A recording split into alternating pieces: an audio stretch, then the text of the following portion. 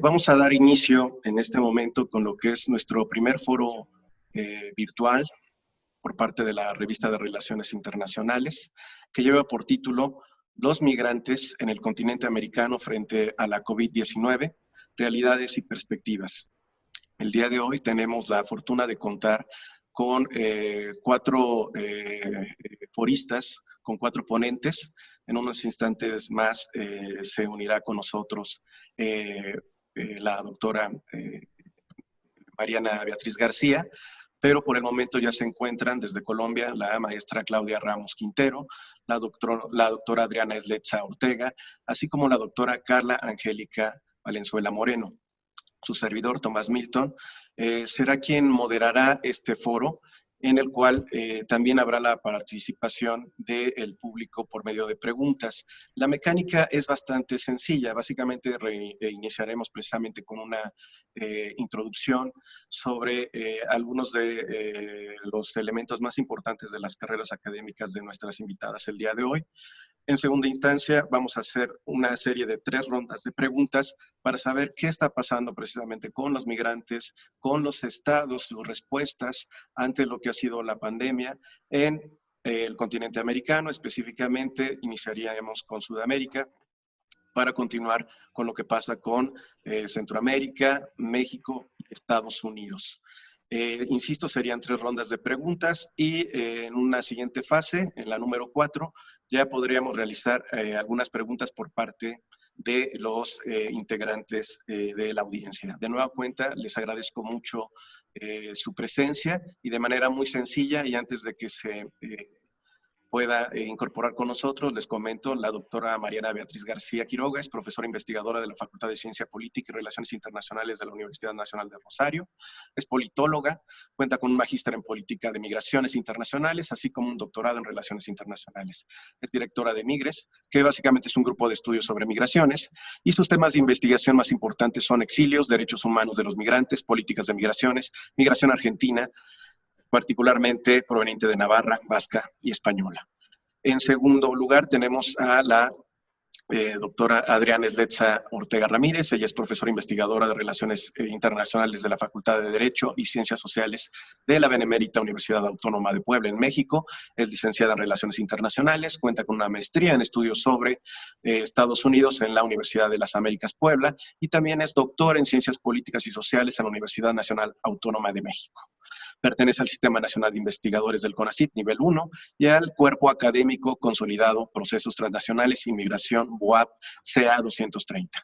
Sus líneas de investigación básicamente se enfocan en políticas migratorias comparadas, relaciones internacionales de los gobiernos locales, paradiplomacia y las relaciones México-Estados Unidos. Contamos también con la presencia de la doctora Carla Angélica Valenzuela Moreno, quien obtuvo su doctorado en Ciencias Sociales y Políticas por la Universidad Iberoamericana, es maestra en Migración y Asentamientos Humanos por la Universidad de Ryerson y actualmente es investigadora de la Universidad Iberoamericana, Campus Ciudad de México, adscrita a la Maestría de Estudios sobre Migración, es miembro también del Sistema Nacional de Investigadores. Es socia fundadora del Laboratorio de Investigación Social Asociación Civil, organización de la sociedad civil dedicada a la elaboración de proyectos de incidencia con poblaciones en movilidad. Sus líneas de investigación son relaciones, Estado, diáspora, estudios sobre frontera, ciudadanía, transnacionalismo y modelos de integración de personas migrantes. Finalmente, también está con nosotros la maestra Claudia Liliana Ramos Quintero. Ella es licenciada en Historia por la Pontificia Universidad Javeriana de Bogotá. Es maestra en Ciencia Política por la misma universidad, con énfasis en resolución de conflictos y derechos humanos, y realizó estudios avanzados en la Maestría de Políticas de Migraciones Internacionales en la UBA. Es profesora e investigadora de la Universidad Santo Tomás Tunja de Colombia. Es coordinadora a su vez de las Cátedras para la Paz y Joseph Leverett. Sus trabajos de investigación se centran sobre todo en historia política internacional, en área de conflicto, migración y desplazamiento, con énfasis en Colombia, Venezuela y Medio Oriente. Reitero, bienvenidas, muchas gracias por estar con nosotros y reitero, en algunos minutos más esperemos que se pueda conectar nuestra cuarta invitada. Bueno, en principio de cuentas, vamos a empezar desde el sur, así es que en ese sentido, por favor, maestra Claudia Ramos Quintero, ¿nos podría indicar, en primer término, qué está pasando con el COVID, específicamente en Colombia. ¿Están siendo muy afectados? ¿No lo están siendo? ¿Cómo van las cifras también de enfermos, de mortalidad? Y en esa misma lógica, también entender cuál es la situación que están viviendo en este momento los migrantes en Colombia, sobre todo considerando que Colombia se ha convertido en el país que mayor recepción de venezolanos ha tenido en los últimos años. Por favor, maestra Claudia, si es tan amable. Bueno, pues muchas gracias. Gracias por la invitación a la revista. Saludo especialmente pues a las doctoras Adriana, acá, en su momento, a Milton, por favor, un abrazo. Muchísimas gracias, insisto. Bueno, la situación del COVID-19, pues es una situación que nos tomó a todos por sorpresa, que ha paralizado mucho los aspectos de la vida, ¿no? Y que pues no estábamos de pandemia en el cual nosotros estamos siendo afectados, digamos, pero Colombia ha tenido hasta hoy, la cifra de hoy es de 40.847 contagiados y 1.373 muertos. ¿Qué quiere decir eso? Pues básicamente que nosotros estamos en una línea de contención, estamos asistiendo, digamos, a una situación de confinamiento que empieza con un decreto del 25 de marzo como emergencia sanitaria y una cuarentena nacional. Entonces, digamos que en eso es como nos estamos organizando, pero básicamente nosotros tenemos un par de agravantes. Primero, porque tenemos frontera con Brasil. Y sabemos que Brasil es el país que tiene mayor número de contagios. Una frontera directa también con Perú, que es después de Brasil el país con el mayor número de personas con contagio. Y adicional a eso, pues también tenemos una situación muy particular, y es que tenemos una frontera compartida con Venezuela. Nosotros tenemos una migración que empieza directamente la migración de a pie desde el año 2017 más o menos, y ellos atraviesan, ¿no?, nuestro país de norte a sur y en este momento de sur a norte. Sin embargo, pues sabemos que los estados, básicamente, frontera norte-sur que ellos atraviesan son más de 3 kilómetros a pie. En este momento la mayoría lo está haciendo a pie y contamos con una frontera con Venezuela de 877. Entonces, digamos, básicamente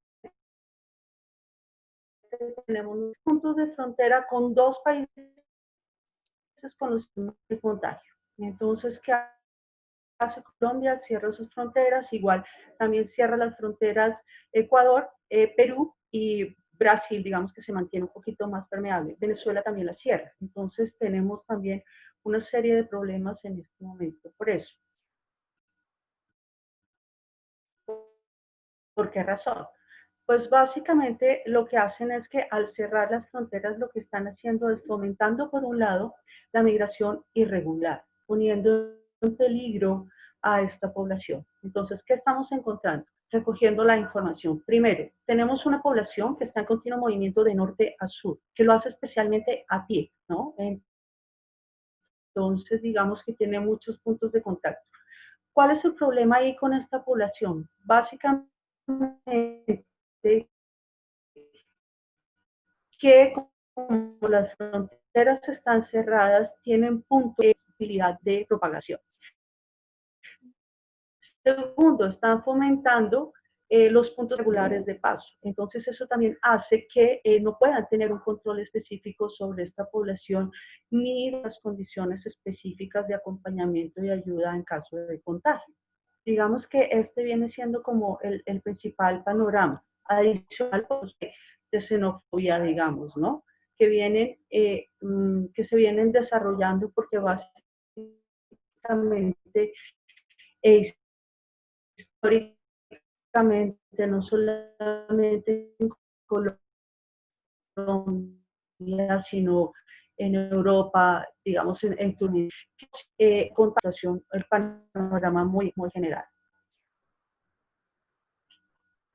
Muchas gracias, maestra. Estamos todavía esperando que se pueda conectar la doctora Mariana García. Mientras tanto, nos vamos precisamente hacia lo que es la zona de centro.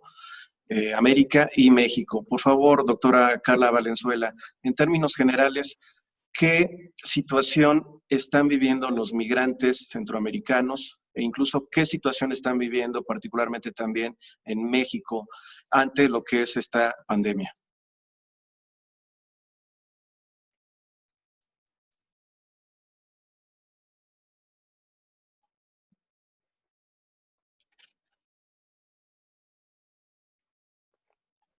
Doctora Carla, un favor, si pudiéramos habilitar su micrófono.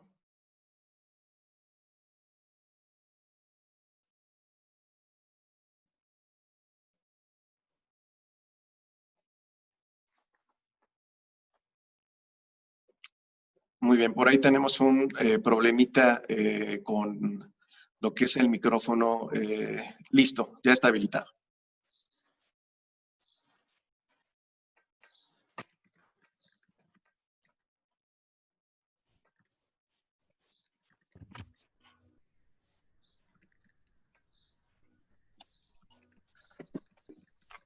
Doctora Carla, ¿sí me puede escuchar?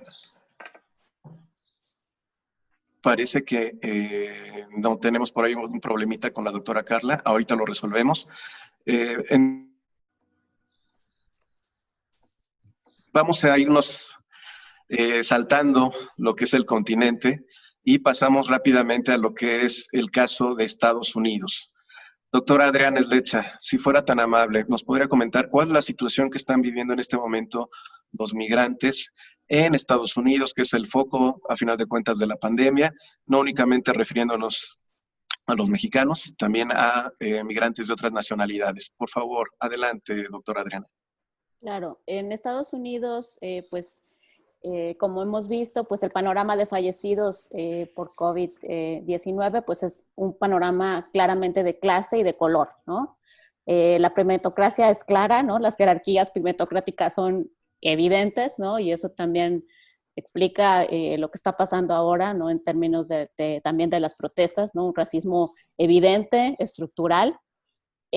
¿Por qué? Porque pues o sea, Estados Unidos tiene casi 2 millones de infectados, más de 100,000 muertos, ¿no? Y la tasa de mortandad es de 54% para los afroamericanos y el segundo lugar los latinos, ¿no?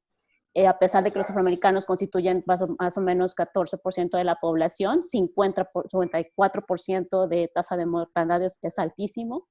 Y en el caso también de los latinoamericanos, que constituyen aproximadamente el 18%, el hecho de que sean de la población, es el hecho de que sean 24% de los muertos, pues nos habla también de estas afectaciones, ¿no? Por otro lado, también, y en tercer lugar, los asiáticos, ¿no? Entonces, realmente es un panorama, como dije, de color y de clase, ¿no? O sea, cómo se sitúas en Estados Unidos. Y también mucho que tiene que ver con, bueno, pues, ¿por qué existe esto? Bueno, pues, por las llamadas condiciones preexistentes, ¿no? Que tiene que ver con la mala alimentación, la diabetes, la hipertensión, todo esto que ahora ya en México estamos acostumbrados a que nos digan la comorbilidad, ¿no? Es decir, todos estos riesgos asociados que pues obviamente las personas tienen mayor posibilidades de tener consecuencias fatales, ¿no? Al contraer COVID-19.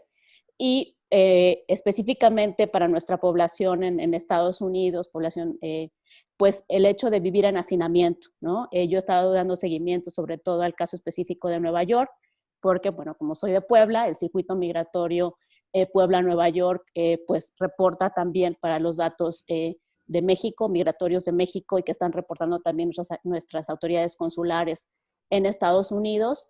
Resulta que Puebla es el lugar de origen del mayor número de nuestros migrantes fallecidos en los Estados Unidos. De hecho, ayer la Secretaría de Relaciones Exteriores dio a conocer justo estos datos de los 1,240 mexicanos que han fallecido en los Estados Unidos, claro, pasando por este trámite consular. Sabemos también que algunos no lo hacen. Sin embargo, estos datos lo que revelan es que un tercio de ellos, 444, son de Puebla. El segundo lugar están los guerrerenses y también los oaxaqueños. ¿Por qué? Porque, bueno, esta concentración de población está en Nueva York, ¿no? Entonces, estamos hablando de que en Nueva York son aproximadamente 800, desde 700 a 800 personas que han fallecido, mexicanos allá. Y bueno, sabemos y conocemos las condiciones en Nueva York, ¿no? Sobre todo el hecho de que nuestras poblaciones viven en hacinamiento, porque las rentas son muy costosas, ¿no? Y también la dificultad del acceso a los servicios médicos en los Estados Unidos. En Estados Unidos, la salud no es un derecho, como en la mayoría de nuestros países latinoamericanos. En Estados Unidos es un servicio y está pues altamente mercantilizado. Y a pesar de que las pruebas para COVID-19 pueden conseguirse gratis para quienes tienen pocos ingresos o no tienen número de seguridad social, que son nuestros migrantes, sobre todo no autorizados, irregulares, pues hay mucho temor, ¿no?, de asistir a los servicios de salud y que después les llegue una larga cuenta por pagar, ¿no? O sea, temen precisamente pues que estén endeudados, en fin, además de que no están a veces tan acostumbrados. Esto depende mucho del lugar en donde te ubiques en Estados Unidos, ¿no? Y qué tanta red de protección existe. Es decir, no es lo mismo Nueva York, Los Ángeles, ¿no?, que donde nuestras comunidades ya tenían una trayectoria específica de asentamiento que en otros lugares.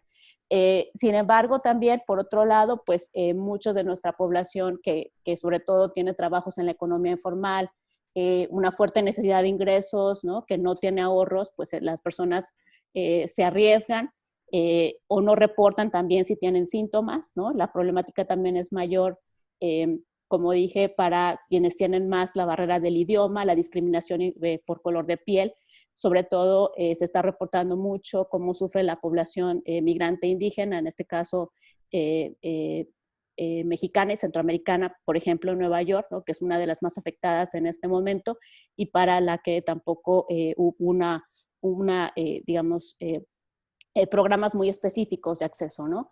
Y además, la fuerte contracción del mercado laboral, pero al mismo tiempo toda esta lógica de que son trabajadores requeridos, ¿no? Entonces, bueno, a lo mejor ya tenemos un poco más de tiempo para hablar de esta idea de los trabajadores esenciales, que justo está, pues, afroamericanos y latinos, ¿no? Donde están justo como trabajadores esenciales en la economía de los Estados Unidos. Muchas gracias, doctora Adriana. Hemos pedido a la doctora Carla Valenzuela que dejara de transmitir en video para que se escuche mejor el audio. Así es que, Carla, doctora Carla, por favor, si nos escucha, ahora sí le pediríamos de favor, ¿cuál es el panorama que usted observa de los migrantes en el caso de México Hola, y en buenas Centroamérica? tardes. Adelante, adelante, ¿Me doctora. escuchan? Sí. Gracias. Bueno, muchas gracias al doctor Milton por la invitación a través de la revista de Relaciones Internacionales, de la cual pues tengo el gusto de participar en su comité. Y bueno, yo les voy a platicar un poco del caso que vemos en México con las personas migrantes centroamericanas, pero pues esto realmente puede extrapolarse a lo que se vive, a lo que están viviendo los migrantes en general, se podría decir pues prácticamente en cualquier parte del mundo que ha sido azotada por esta pandemia. Y pienso que mucho de lo que está viviendo ahora la población migrante a raíz del COVID-19 se está viendo reflejado en un mayor control en el movimiento de las personas y nuevos métodos de fronterización. Por ejemplo, hay un menor control de las fronteras físicas, pero hay más control sobre los datos de las personas migrantes, hay más control sobre el monitoreo de sus desplazamientos, esta idea muy médica, muy técnica del contact tracing o el rastreo de contacto, que básicamente es cuando una persona que ha sido detectada con COVID se rastrean las personas con las que ha tenido contacto previamente para ver cómo se está moviendo el contagio. Bueno, pues estas cuestiones, estos métodos de tratar de domar la pandemia, pues definitivamente no son aptos para personas migrantes y mucho menos estamos hablando de población irregular, ya sea en México, en Estados Unidos o en cualquier parte del mundo, pues esto limita su capacidad de movilidad. Después, como otro nuevo método de fronterización, podemos ver estos estos documentos referidos como pasaportes de inmunidad. Aquí vemos que el control sanitario ya va sobre los cuerpos de los migrantes, sobre sus datos de salud, y que definitivamente pues no va a favorecer a países con sistemas de salud pobres que no van a poder emitir este pasaporte en dado caso de que esta iniciativa prospere. Como por ejemplo, pues básicamente todas las personas migrantes de Centroamérica, Honduras, El Salvador, Guatemala, que no tienen un sistema de salud robusto, pues estos migrantes nuevamente se van a ver en una posición desfavorecida. Yo creo que otro panorama que afrontan los migrantes, sobre todo centroamericanos en México, es el desmantelamiento del sistema de asilo. Estamos viendo deportaciones express, estamos viendo que Guatemala ya está aceptando nuevamente los vuelos de personas deportadas desde Estados Unidos cuando no hay protocolos para ver si estas personas están infectadas o no por COVID. Y pues hay un claro incumplimiento de protocolos de atención a personas con necesidades de protección internacional en México, por lo menos. También creo que es importante mencionar la falta de información expresamente dirigida a comunidades migrantes, o que la información muchas veces es muy confusa y las personas no tienen claridad sobre sus opciones de migración. ¿Esto qué repercusiones prácticas tiene para las personas en movilidad? Pues básicamente que hay una mayor dilación en alcanzar su país final, el país de destino final, y que los obliga a reorientar su trayecto sin información que esté realmente basada en ellas, en las personas migrantes y en sus necesidades.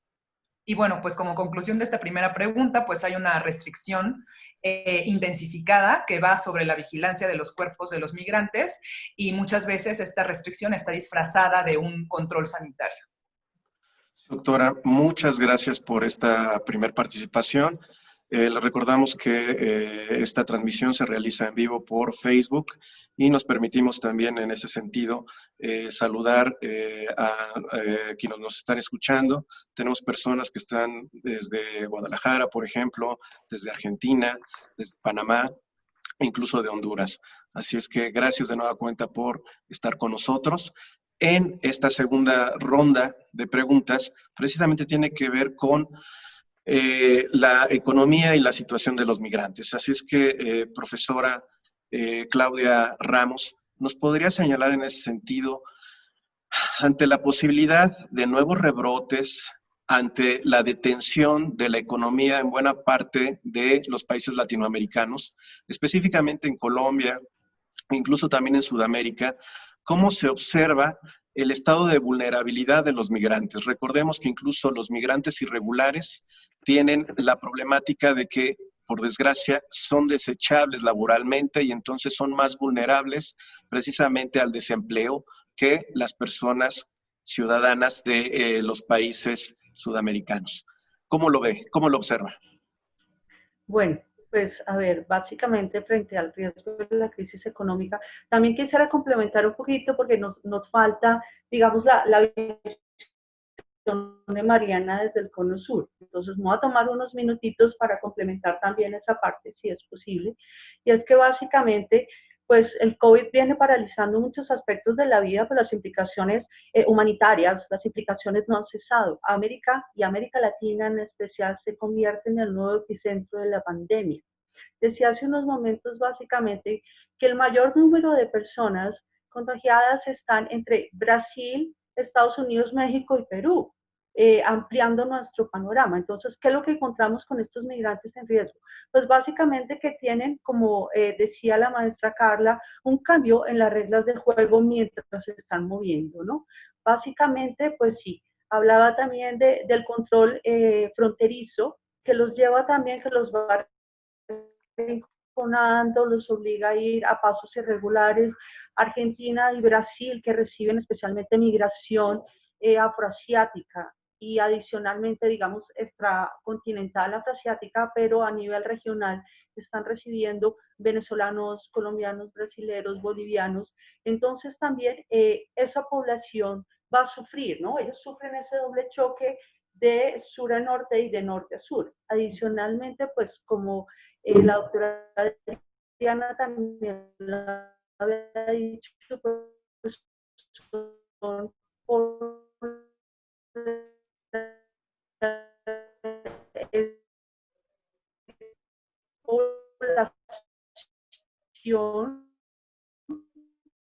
están en el mercado regular. Maestra Claudia, un favor, ¿se está entrecortando? Bien, tenemos un número significativo de personas realmente en la zona. Señor. Sí, como se está entrecortando. Ok, voy a quitar la imagen. Por favor. Listo. Decía entonces que básicamente, pues nosotros aquí en Colombia, los puntos de encuentro y de albergue básicamente pues están siendo cerrados, que también era uno de los referentes de la maestra Adriana, ¿no? Que es uno de los puntos de apoyo que ellos tienen y que hoy en día pues de alguna manera están sintiendo esos problemas. Entonces digamos que ese panorama es muy similar desde México a Colombia, incluso el Cono Sur. El Cono Sur también sufre estos embates. Y bueno, era como para hacer la claridad frente a las condiciones de la zona sur del continente suramericano. Ahora, qué pena haberme tomado el tiempo, pero creo que es importante hacer esa claridad, en vista que la doctora Mariana, pues, ha tenido problemas en comunicación. Siguiendo frente a los riesgos, pues sí, es una verdad de apuño, las restricciones y el impacto económico que ha tenido la pandemia, el impacto negativo que ha tenido y básicamente, pues Colombia es un país con ingresos muy bajos. Tenemos una economía muy frágil y que de alguna manera no tenemos una capacidad ni una respuesta inmediata frente a una inversión directa. Sin embargo, digamos que de alguna manera pues se ha tratado de tener alguna serie de respuestas. Sabemos que pues el Estado está haciendo una estrategia fragmentada de integración para lograr un equilibrio entre lo económico y lo social. Hay una política segmentada de sectores que básicamente al entrar a la construcción a servicios y a salud. ¿Por qué hago esta referencia? Pues básicamente porque los migrantes, ustedes saben que los migrantes de último momento, es decir, los que vienen desde el 2018, son caminantes, no son esos migrantes a los que estábamos acostumbrados, digamos que tienen una categoría mucho mejor, estaban en unas condiciones, digamos, de inserción laboral muy fáciles, sino estas son una población con baja calificación laboral, entonces están en servicios irregulares o trabajan en servicios inmediatos como salud, construcción, ¿no? Entonces, digamos que básicamente lo que hacen es que ellos son los primeros que sufren el impacto de este COVID, ¿no? Los restaurantes, los servicios son los primeros también que cierran, entonces ellos son, primero, la primera línea que sale en desempleo. Segundo, cargan con el estigma, ¿no? Porque yo no sé por qué razón se asocia siempre que la enfermedad viene con el migrante. Lo vimos con el TBC, con la tuberculosis, lo vimos con el VIH, digamos que entonces son como un referente. Adicional a eso, pues también sabemos que el petróleo, que es una de nuestras fuentes, pues ha venido en caída abismal, entonces digamos que también se baja la calificación crediticia y bueno, no hay un flujo directo de ingresos, por lo tanto digamos que afectan no solamente a los migrantes, sino a nuestra clase media, que es la más vulnerable. Empiezan a perder sus trabajos y así empieza el efecto dominó. Básicamente empezamos a perder, viene la ley de quiebra, la congelación de la deuda, reducción de salarios, no pago de parafiscales. Entonces, digamos, en esas condiciones económicas y los sitios que más van a ser afectados, los puntos laborales son petróleo y gas, inmediatamente mano de obra que se desplaza ahí, es primera línea que pierde, transporte aéreo, pero sobre todo el turismo, las aseguradoras y los servicios, que ahí es donde se inserta nuestra población migrante. Entonces, digamos que en este momento la crisis económica es la que les afecta de forma directa e inmediata. Ellos son los que cargan en este momento, digamos, con la clase media, ¿no? Bueno. Muchas gracias, maestra. Sin duda es complicado lo que se vive también particularmente en Colombia. ¿Y qué está pasando específicamente en Estados Unidos? Recordemos, doctora Adriana, que Donald Trump ha sido bastante reacio a lo que es tomar una serie de medidas para contener la pandemia y ya ha abierto algunos o varios, incluso estados de la Unión Americana, ya han reabierto actividades. En ese sentido, la misma pregunta, ¿qué pasa con los migrantes específicamente en el ámbito laboral. Están sujetos a mayor vulnerabilidad, ya es mejor su condición, van a poder enviar más remesas. ¿Qué pasa? Bueno, a ver, para complementar también lo que planteaba la profesora Carla, y bueno, antes de contestar un poco más esto específico, desde mi punto de vista, esta situación, o sea, este contexto de COVID, lo que hace es también reinstalar, ¿no? He estado dedicándome un poco más de tiempo al Pacto Mundial para la Migración Segura, Ordenada y Regular, y yo creo que justo reinstala, ¿no? O sea, el discurso que tiene el pacto, ¿no? En el sentido de centrar los esfuerzos soberanos, ¿no? En las migraciones, en el sentido de no aceptaremos migraciones inseguras, en este caso insalubres, ¿no?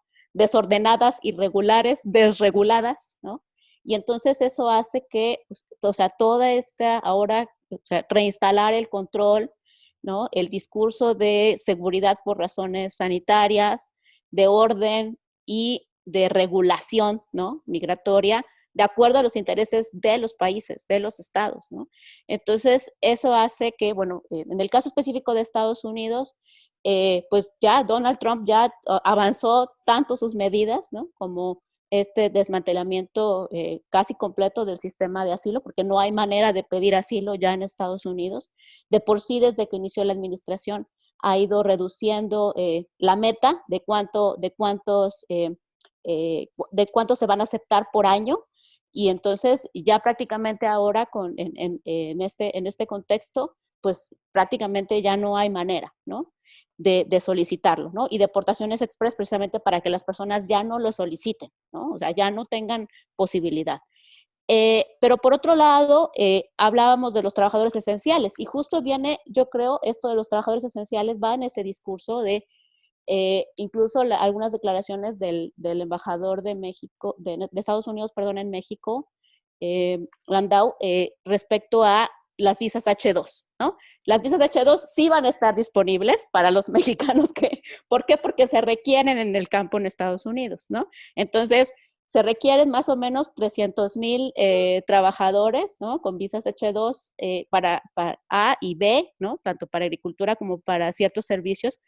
Esos sí se van a mantener e incluso se está pensando que se van a ampliar, ¿no? ¿Por qué? Porque justo va en la línea de que esta migración sí sea regular, ordenada, segura, y si se enferman, los regresamos, o si se mueren, ni modo, y traemos más con visas H2, ¿no?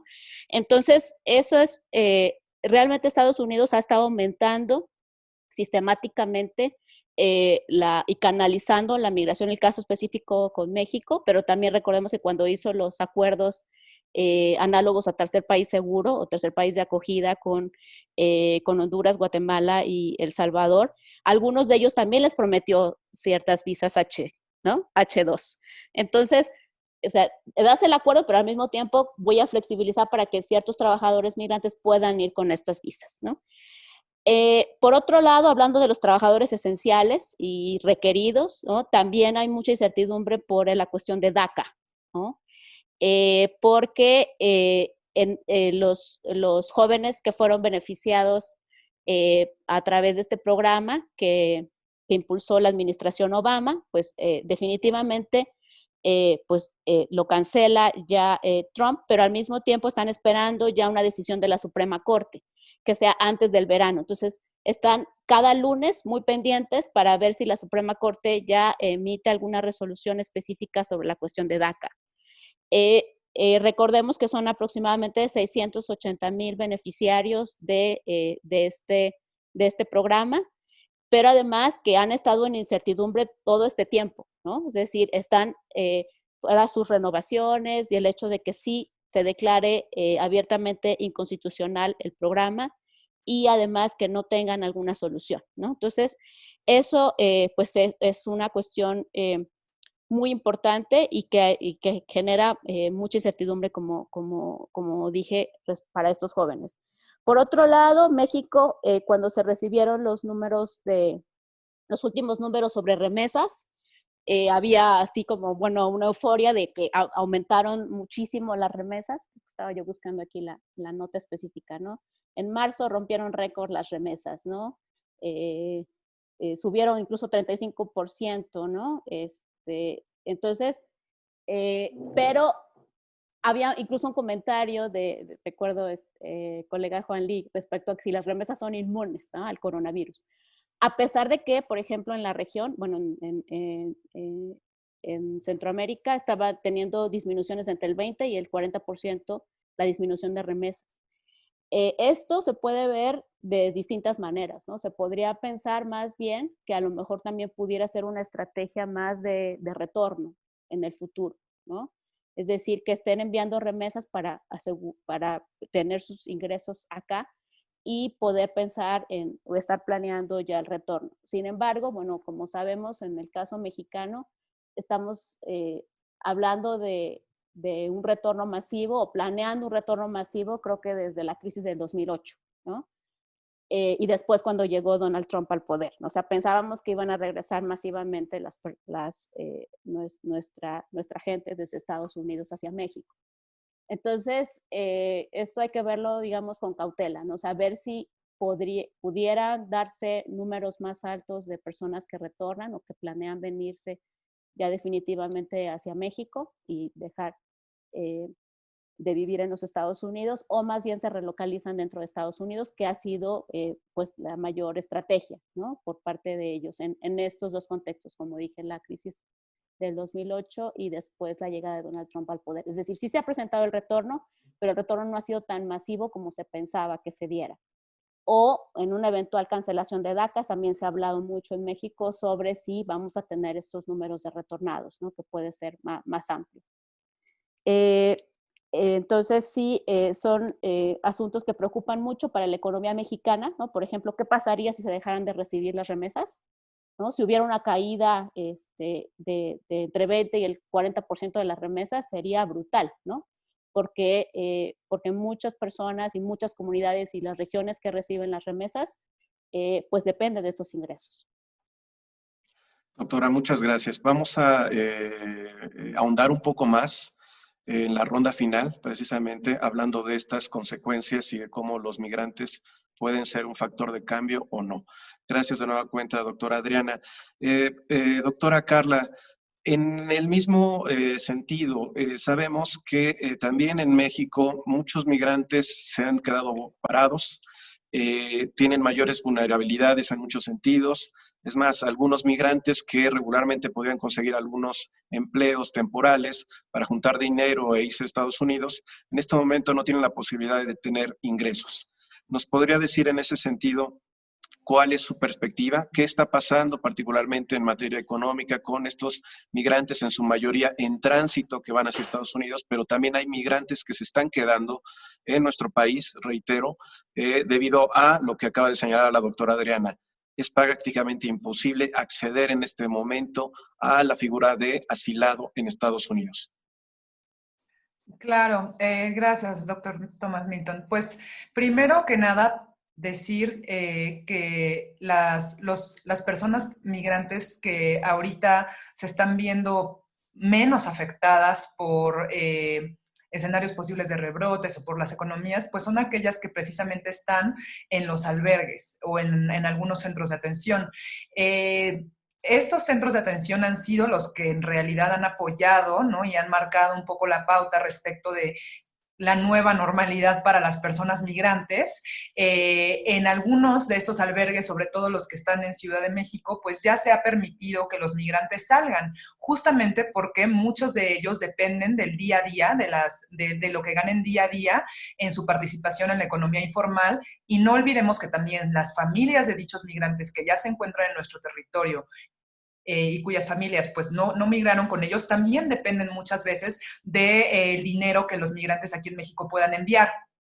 Entonces pienso que ahorita lo más apremiante en materia económica para los migrantes pues es precisamente tener desde los albergues protocolos de entrada y salida y no prohibirles la salida, puesto que estas salidas son meramente para cuestiones económicas y para el trabajo del día a día.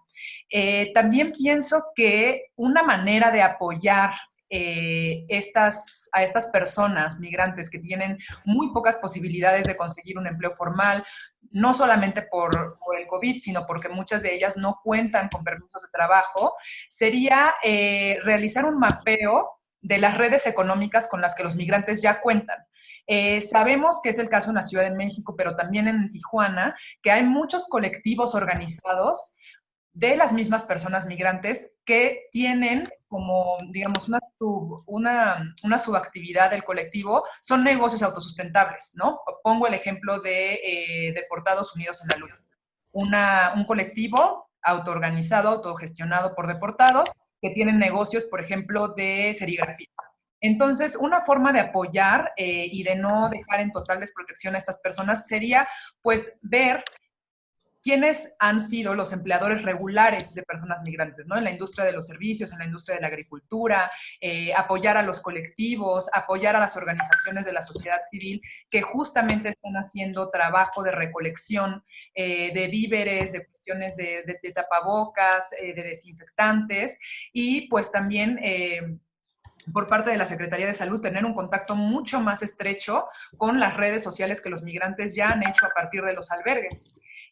Creo que también algo que pudiera apoyar mucho económicamente a los migrantes es la agilización de trámites migratorios. Si bien no se han parado los permisos de residencia, sí ha habido una ralentización, lo cual pues evidentemente causa un retraso en los trayectos migratorios y que los migrantes no tengan oportunidad de conseguir una regularización y mucho menos un permiso oficial de trabajo. Y pues por supuesto referirnos al MPP, ¿no? A estos migrantes que regresan de sus audiencias en Estados Unidos a través del programa Quédate en Casa, van y vienen a Estados Unidos y se quedan varados en Tijuana, pues tener mucha atención sobre los protocolos de detección de casos cuando los migrantes están siendo retornados y están entrando a la frontera, ver cómo se puede mejorar la detección de casos de migrantes que ya vienen con el COVID. Muchas gracias, doctora Carla. Precisamente hablando de Tijuana, también un afectuoso saludo al doctor Rafael Velázquez, quien nos escucha precisamente desde Baja California. Ya tuvimos la oportunidad de lograr la conexión con la doctora Mariana García. Doctora Mariana, si nos escucha, de favor le encargaría que nos señale a grandes rasgos cuál es la situación que se vive hoy en día en Argentina de manera específica con los migrantes, recordando que dentro del sistema sudamericano, Argentina y Brasil son los dos países que mayor cantidad de inmigrantes reciben. Sí, buenas tardes a todos, a todas, a todos. Brevemente, bueno, les quiero mencionar que nosotros nos encontramos en la República Argentina históricamente, estructuralmente, autodefinidos o autoidentificados como un país de triple patrón migratorio, es decir, un país de inmigración fronteriza, digamos, o movilidad de las personas, previo a la constitución del Estado-Nación, luego un país, digamos, que recibe población europea y a la vez población esclavizada proveniente de África. Luego, a partir de las políticas migratorias diseñadas por el Estado-Nación, se recibe una gran corriente migratoria transatlántica, principalmente europea, pero también africana y asiática. Y siempre se sigue recibiendo migración fronteriza o intrarregional.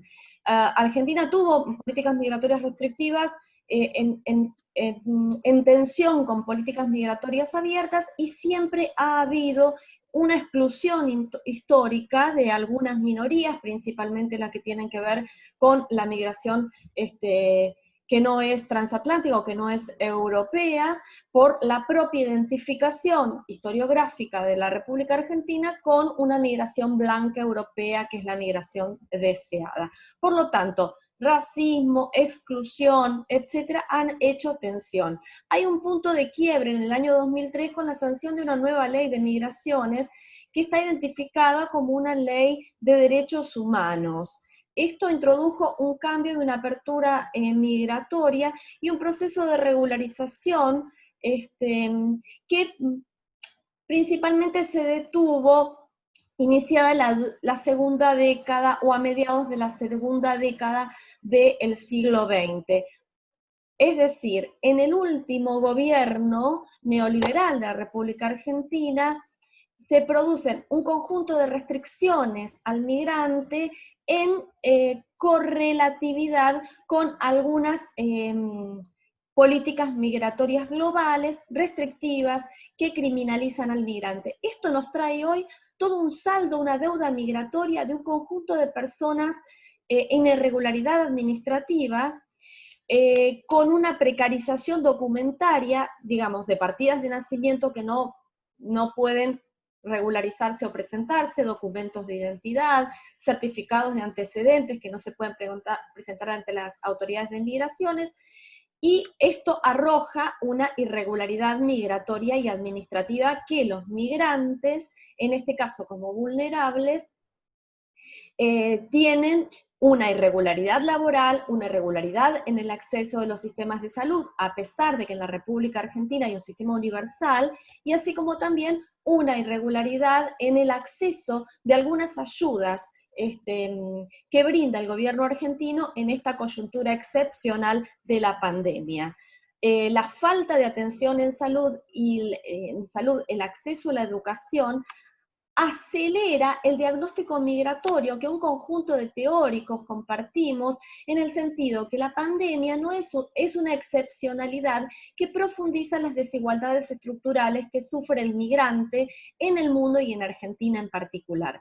Pero esa situación excepcional que se trasunta en el atraso de los trámites administrativos que ya venían demorados, como les decía, con esta deuda migratoria del último gobierno neoliberal o securitario en la perspectiva de los derechos migratorios, y con la precariedad laboral que habitualmente tienen los migrantes, la falta de acceso a la vivienda, el fin de la locación en los hoteles, el estar varado en las fronteras, como comentaban los compañeros académicos recién, así como también el riesgo de vida, el futuro incierto sobre si quedarse o no quedarse en la República Argentina.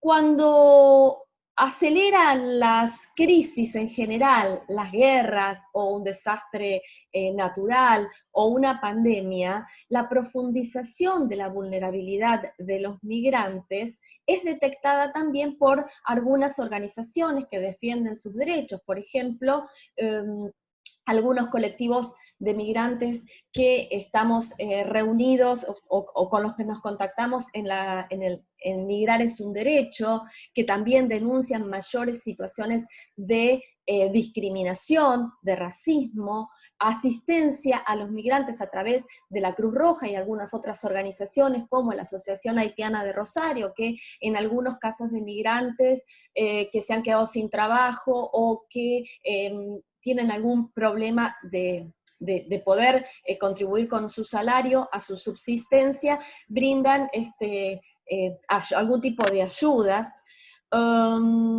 También otra de las cuestiones, un poco respondiendo ya al punto 2 de la ronda, es que en realidad la información y los datos en general argumentan que la pandemia es un fenómeno histórico, pero que agudiza las desigualdades y la exclusión y la discriminación que se venía sufriendo anteriormente, o que se sufre históricamente o estructuralmente en el caso de la migración. Esto arroja un desafío para la sociedad y para el Estado argentino, porque a 6 meses de un cambio de gobierno, hay un pasivo migratorio que, a consecuencia de aquellas políticas migratorias securitarias durante el gobierno anterior, debe ser saldado y debe ser previsto con una propuesta que es una regularidad migratoria absoluta, inmediata, con una perspectiva de derechos y de acceso de derechos humanos de los migrantes o de las personas en situación de movilidad humana. Es de manera similar que ya fue aplicada en otros registros históricos de la República Argentina, como en el año 1973, como en el año 2003 al 2006, de modo que esta regularización amplia, inmediata, sin barreras burocráticas, permita el acceso a las personas a los derechos de la regularidad migratoria, los derechos de salud, previendo que no se gesten guetos de personas migrantes infectadas o catalogadas y estigmatizadas como vectores de un virus, como suele ser en los escenarios migratorios, discriminatorios o xenófobos. Estas medidas de regularización sin limitaciones y con alcance total son solicitadas también en defensa de algunos migrantes argentinos y latinoamericanos que están residiendo en algunos países de Europa. Digo, cuando tenemos una perspectiva del diagnóstico de la migración en la República Argentina, como bien lo dijo el doctor recién, es un país de recepción de migrantes, pero también es un país de producción de migración y exilios, de exclusión. Por lo tanto, hay un conjunto de argentinos y latinoamericanos residiendo en España, a los cuales muchas organizaciones están reclamando al Estado español una regularización amplia y una regularización generalizada. El beneficio de una regularización generalizada sería inmediato en el plano de la salud: salvar vidas, evitar contagios, controlar el vector viral. En el plano del trabajo, calidad y protección al trabajo y al trabajador, regularización laboral, aportes patronales, desarrollo, digamos, el hecho de regularizar a los migrantes también permite el desarrollo de sus derechos culturales, y en este sentido un enriquecimiento por parte de la sociedad de recepción en el aporte migrante a la ciencia, el aporte migrante a la academia, el aporte migrante al desarrollo cultural, económico y urbano en los países de recepción de migrantes. También la presencia migrante y la regularización migrante provoca internacionalización de los espacios y transnacionalización de los espacios, siempre y cuando se tenga una perspectiva de derechos. Y con esto cierro y les pido disculpas por las cuestiones tecnológicas o virtuales. Doctora, muchas gracias, y la disculpa la tengo que ofrecer yo, porque no encontraba la manera de poderme conectar con usted a través de WhatsApp. Perdóneme mi incultura digital. La doctora Mariana García nos señala precisamente que la pandemia ha agudizado desigualdades y ha generado incluso mayor cantidad de vulnerabilidades. Y por eso es que vamos a cerrar precisamente esta tercera y última ronda de preguntas específicas, para después darle pie al auditorio si tiene algún tipo de cuestionamiento. Así es que, por favor, en materia de desarrollo, en materia de economía, sabemos que en América Latina todavía no superamos, a final de cuentas, lo que es esta primera oleada de la pandemia. Pero ¿de qué manera podemos empezar a desmitificar precisamente ciertas situaciones que se han manifestado durante toda la conversación? Por ejemplo, que los migrantes son los únicos que van a contagiar, los migrantes son innecesarios porque además no están funcionando las economías. La pregunta concreta es, y empezamos, si nos lo permiten, ahora al revés, empezamos primero por Norteamérica y terminamos con Sudamérica. La pregunta específica es, ¿cómo se puede vincular a los migrantes con la reactivación económica en los respectivos países que ustedes han analizado, tanto en América Latina como en Estados Unidos? Doctora Adriana Esletza, por favor, ¿de qué manera podemos vincular, reitero, lo que sería a los migrantes con la reactivación económica, en este caso, por ejemplo, de Estados Unidos? Bueno, en el caso específico de Estados Unidos, bueno, me gustó mucho lo que planteó la profesora Mariana, ¿no? Que tiene que ver mucho con la regularización, ¿no? Esto es una campaña muy importante, ¿no? Que se está llevando a cabo por parte de distintas organizaciones, bueno, por lo que está ocurriendo en Europa, pero también veo, por ejemplo, que las organizaciones chilenas están impulsando mucho eso, también en Argentina, en el Cono Sur. Entonces, es algo muy, muy importante, porque en Estados Unidos se ha ido perdiendo de vista la batalla por la regularización migratoria, precisamente por la segmentación, ¿no? O sea, yo hablaba hace un momento de bueno, las visas H2, el programa DACA o el programa TPS. Estas son formas que Estados Unidos usa para segmentar, ¿no? A distintas clases de migrantes. Entonces, todo el sistema migratorio de Estados Unidos está basado en eso, en generar esos estatus precarios que no hagan que las personas puedan tener derechos plenos y que puedan realmente asegurarse poder, digamos, vivir siempre todo este tiempo en la incertidumbre, hace que las personas obviamente no puedan planear en el largo plazo y estar precisamente pues dependiendo demasiado de su estatus migratorio en los Estados Unidos. Entonces, creo que es fundamental, ¿no?, hablar de los temas de regularización y seguir y recuperar, en el caso específico de Estados Unidos, las demandas por una regularización migratoria integral. Por otro lado, lo que hemos visto de cómo, digamos, de las soluciones que se han dado en Estados Unidos en este contexto, pues han sido más soluciones locales, ¿no? Mientras el gobierno federal, obviamente, pone medidas cada vez más restrictivas para las personas migrantes, y una de las medidas más crueles, por cierto, es este programa que se da como COVID-19 de un programa de emergencia, de ayuda de emergencia de $1,200 por familia, pero que se le niega a las familias con estatus mixto. Es decir, cualquier familia que reporte una persona que está irregular, es decir, que tenga un número, por ejemplo, ITIN para pagar impuestos, pero no tenga un número de seguridad social, esas familias no fueron beneficiadas por este programa federal. Es un programa realmente que fue, o sea, abiertamente lascivo para las familias con estatus migratorio mixto. Entonces, las soluciones fueron o han ido más por la línea, y un tema que yo trabajo son más de las políticas migratorias locales, han sido justo en la línea local, ¿no? Es decir, cómo los estados y las ciudades en particular, muchas de ellas las ciudades santuario, que ya venían, digamos, como una posición pro-migrante clara, ¿no?, frente a la administración federal de Donald Trump y sus políticas abiertamente anti-inmigrantes, xenófobas, discriminatorias. Entonces han ido más en ese sentido, ¿no? O sea, estados como California, como Illinois, han creado fondos específicos que van a ir a familias o a personas que no pudieron ser beneficiarios de los programas federales, de los programas de ayuda federal, ¿no? Entonces, por ejemplo, en el caso de Illinois, ¿no?, se anunció $2 millones en fondos de emergencia para familias inmigrantes en Illinois, donde no es un requisito, obviamente, tener un número de seguridad social. En el caso específico también de California, también la idea, tanto en California como en otros estados, ha habido como programas específicos y ciudades, ¿no? Incluso que también están avanzando en las cuestiones de los fondos. Por ejemplo, la ciudad de Nueva York, la ciudad de Los Ángeles, Minneapolis, Washington, D.C., en Atlanta, por ejemplo, se estableció un fondo de 7 millones de personas que incluye a personas también sin hogar, adultos mayores, niños.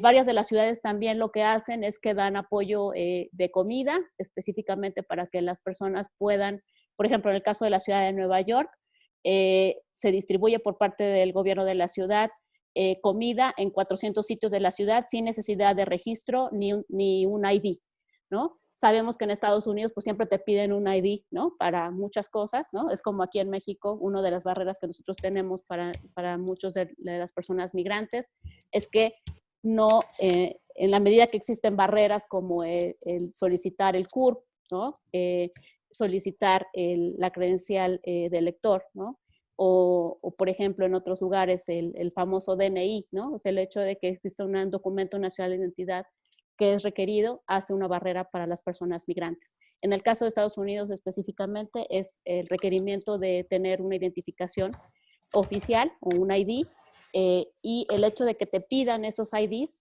pues es una barrera, ¿no? Entonces, el hecho de que algunas ciudades pudieran flexibilizar ciertos requisitos y localizar y destinar ciertos fondos específicos para personas que no tienen vivienda o que han perdido el trabajo, o personas que requieren comida en específico, porque además eso es lo que está ocurriendo en la práctica, es de que las personas al perder el trabajo o al no tener también ayuda para las rentas, que son también muy caras, En este momento, por ejemplo, en la ciudad de Nueva York, se amplió, no se permite que la gente pueda ser echada de sus casas si no paga la renta.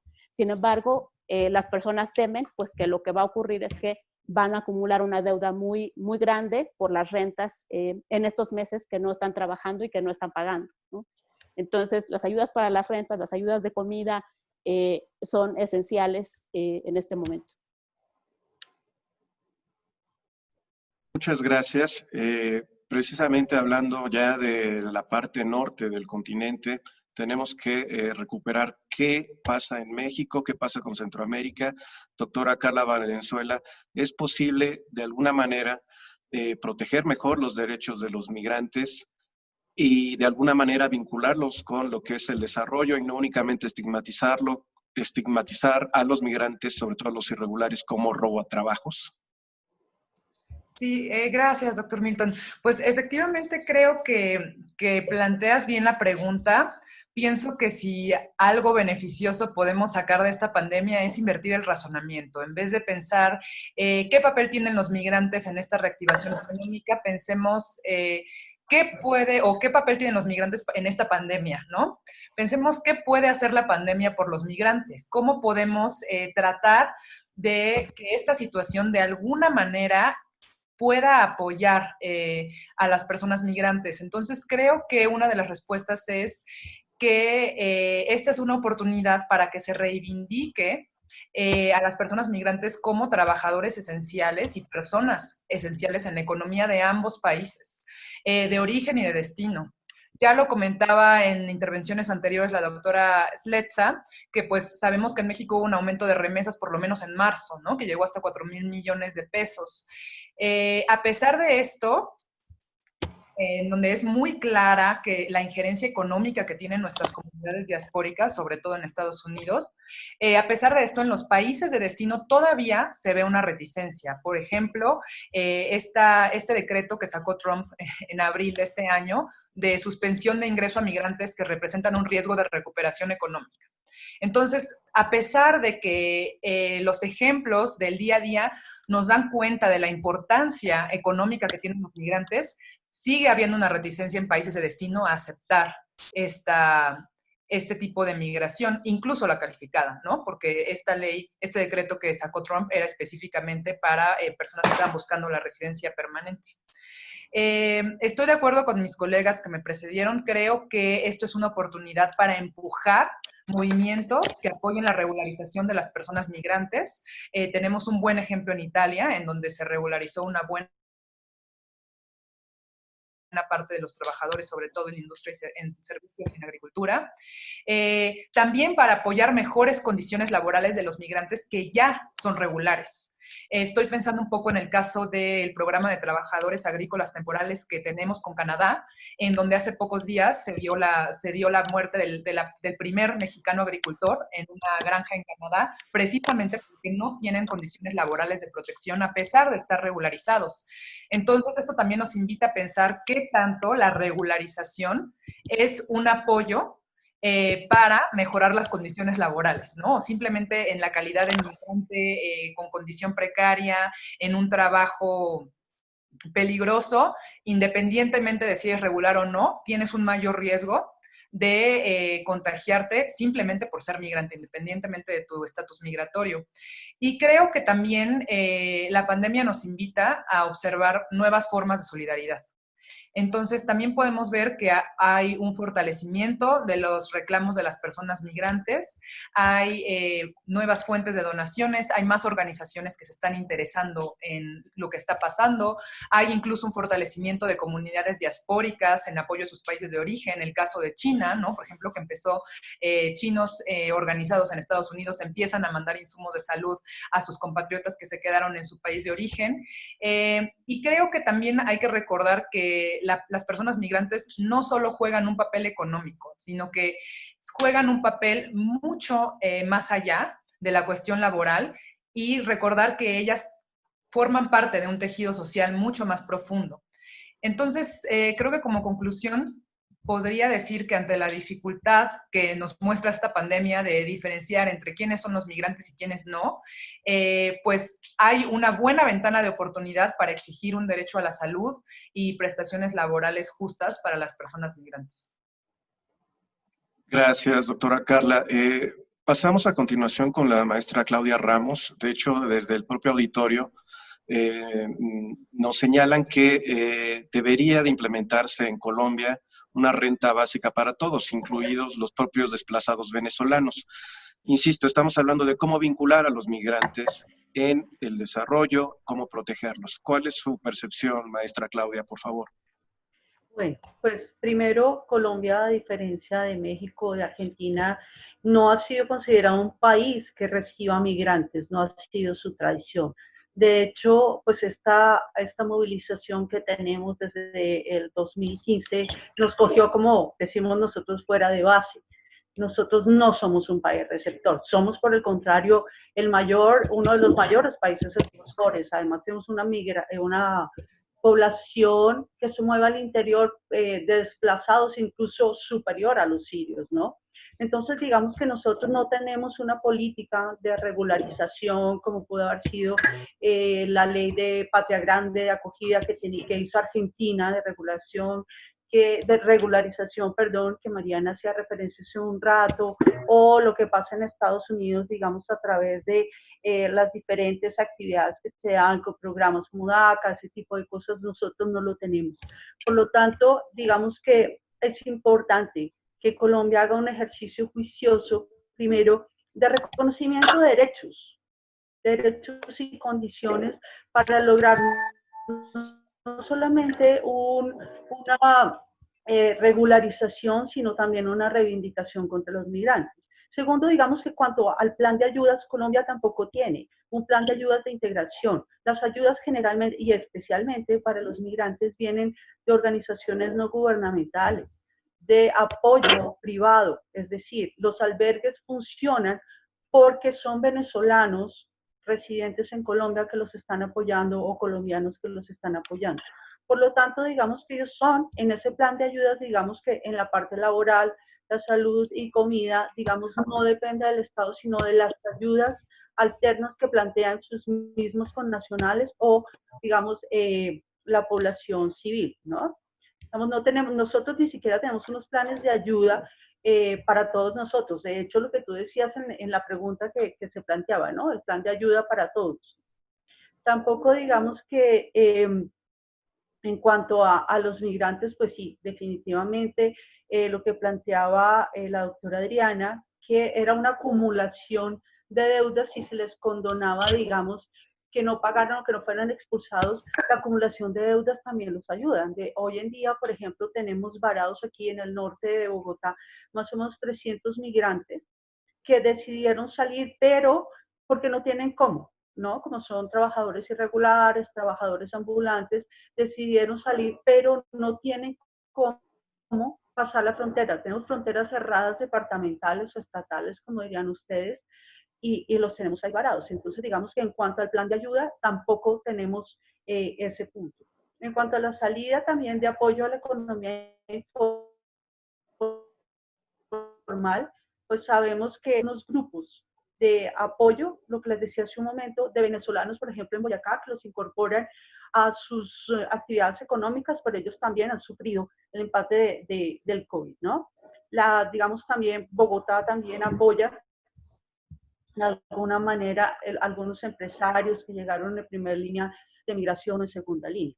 Y por otro lado, pues ya entrando más bien hacia el papel de los migrantes en la pandemia, pues es importante. Entonces, ¿cómo vincularlos? Pues básicamente, y en estas actividades del papel de los migrantes, pues este tejido social, sí definitivamente se van a quedar aquí, porque estamos viendo que hay un retorno en este momento, no solamente desde Colombia, sino desde el Cono Sur. Estamos viendo básicamente que ellos atraviesan más o menos 1.453 kilómetros de la frontera sur a la frontera norte, lo hacen a pie. Entonces, digamos que básicamente es la incorporación de estos migrantes que se quedan, digamos, con un acompañamiento, con una ayuda para salir de la economía informal, con unos planes de ayuda que respondan a sus necesidades, porque realmente es mucho mejor una prevención, ¿no? Un monitoreo, digamos, en la frontera, un plan de respuesta, porque es mejor tener digamos, un sistema de prevención en la salud que un sistema de asistencia que tiene unos costos muy altos. Y por otro lado, pues básicamente estamos en la actividad económica donde básicamente pues las remesas son muy importantes para nosotros. Y también, digamos, para la población que está aquí, pero de alguna manera también es muy importante que estas empresas logren incorporar a estos procesos de migración en los diversos sectores, especialmente cuando se reactiven los servicios, la actividad turística. También que les garanticen, ¿no?, la permanencia y la regularización, la adaptación de un sistema laboral a través online, ¿no?, que también es una incorporación a estas comunidades que no necesariamente tienen que desplazarse en primera línea. Entonces, y concluyendo, pues básicamente lo que Colombia debería hacer es una implementación en cuanto a regularización. 2, un plan de ayuda claro, concreto y directo. 3, una salida de la economía informal apoyada desde sus nacionales y los connacionales también, pero sobre todo un plan de ayuda de prevención, ¿no? No a la discriminación, no a la xenofobia. Lo dije al principio de esta conferencia, básicamente se asocia al migrante con el que va transmitiendo la enfermedad, ¿no? Y más en estos espacios donde sabemos que vienen haciendo un recorrido desde el Cono Sur, atraviesan todo Colombia de sur a norte, nuestra frontera, y que básicamente se ve en las imágenes como los transmisores, porque al atravesar Colombia, pues básicamente lo que están haciendo es trasteando, como decimos nosotros, todo el sistema de contaminación. Entonces hay que acabar con eso. Muchas gracias, maestra Claudia. Cerramos precisamente las participaciones con la doctora Mariana García. Doctora, si pudiéramos habilitar su micrófono, de favor. Y también aprovecho para señalarles que tenemos saludos para todas las integrantes del foro, desde saludos, insisto, desde Argentina, particularmente desde Rosario, tenemos saludos desde Colombia, así es que gracias, insisto, a todos los que nos están siguiendo. Doctora Mariana García, cerramos, díganos particularmente qué se puede hacer en Argentina para mejorar las condiciones de los migrantes y por ende vincularlos con lo que es el desarrollo y la reactivación económica.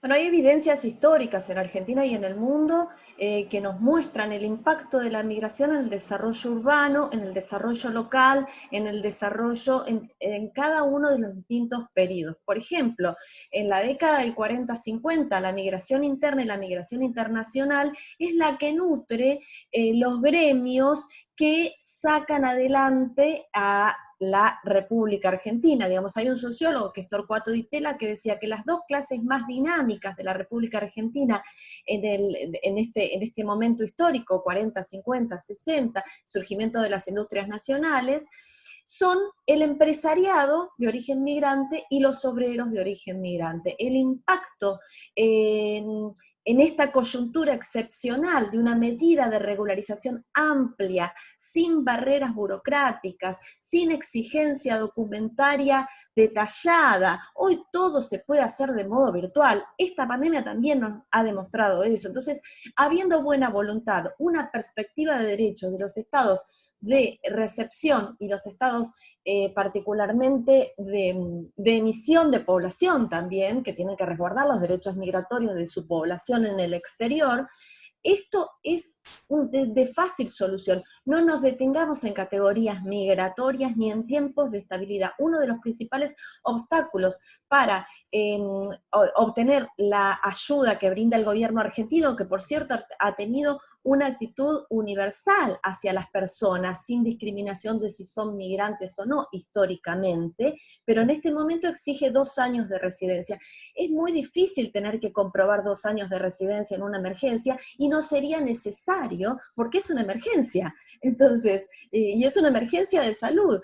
Por lo tanto, el efecto económico del desarrollo de la migración, como les decía, ha sido estudiado y tenemos suficiente evidencia económica, evidencia académica y datos como para brindar una explicación al sustento. En el caso de México, de la inmigración exiliada, el desarrollo de sus principales instituciones académicas, Argentina, el retorno de los exiliados argentinos y la incidencia en el desarrollo de la industria científica y de las universidades y las academias. En el caso del New Deal en Estados Unidos, el impacto de la migración. O sea, de esto ya no hay que discutir dentro del campo de las migraciones y de la economía, la incidencia del impacto positivo en la economía si queremos ser utilitaristas sobre la migración. Desde el punto de vista de los derechos y de la salud y de la educación y de un conjunto de cuestiones que tienen que ver con mayores niveles de ciudadanía, ¿no? El acceso a ciudadanía. Somos todos seres humanos. Bueno, vamos a otorgar derechos económicos, cívicos, sociales en los países de orígenes, de tránsito y de recepción para que esto retribuya en una mejor calidad de vida del conjunto de la población. Y el desarrollo y el crecimiento, para responder a tu pregunta. Muchas gracias por la participación. Es un tema bastante complejo, sin embargo, creo que todos podemos coincidir que, a final de cuentas, los mitos sí se pueden erradicar, y sobre todo a través del conocimiento y entendimiento de que los migrantes pueden convertirse en una fuerza, insisto, de apoyo, en lugar de situaciones de contrapeso a lo que es el propio desarrollo de cada Estado-nación. Les recuerdo que las participantes del día de hoy forman parte del Consejo Editorial de la revista, y por eso también agradezco la participación como auditorio de otros integrantes del propio Consejo Editorial de la revista. Entre ellos se encuentra la maestra Consuelo Dávila, y les reitero, hay mucha participación. Está, por ejemplo, Carlos Fotos Gómez, que nos dio la posibilidad también de analizar en parte lo que se vive en Colombia. También por ahí está Isela Amarillas, desde San Francisco, California. Así es que les reitero, para cerrar, si fueran tan amables, simple y llanamente que nos dijeran dónde podemos contactarlos, si nos pueden dar una página de Facebook, algún correo electrónico, antes de hacer la invitación para los siguientes foros que vamos a tener en la revista. Adriana, doctora Adriana Esletza, de antemano, muchas gracias por su participación, y si nos pudiera indicar cómo la podemos contactar, dónde podemos encontrar sus estudios, etcétera, etcétera, etcétera.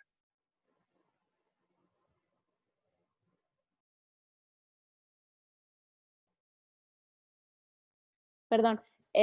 Varias de mis publicaciones están en academia.edu con mi nombre, también en Twitter como aesletza, o también por Facebook puede ser Adriana S. Ortega. Mi correo electrónico es adriana.ortega@correo.buap.mx. Muchas gracias, Gracias, doctora, por la invitación. A usted por todo el apoyo. Profesora Claudia Ramos, igualmente, gracias por la oportunidad. ¿Cómo la podemos contactar? Bueno, pues muchas gracias. claudia.ramos@ustatunja.edu.co es mi correo institucional. Bueno, estoy en las redes también, hago parte también en mi formación, lo pueden encontrar en el CEBLAC, la red de investigadores de Colombia. Ahí también pueden encontrar parte de mi proyecto, pero directamente en mi correo institucional. Muchísimas gracias. Gracias, maestra, y un afectuoso saludo hasta Colombia. Doctora Carla Valenzuela, igualmente, por favor, ¿cómo la podemos contactar?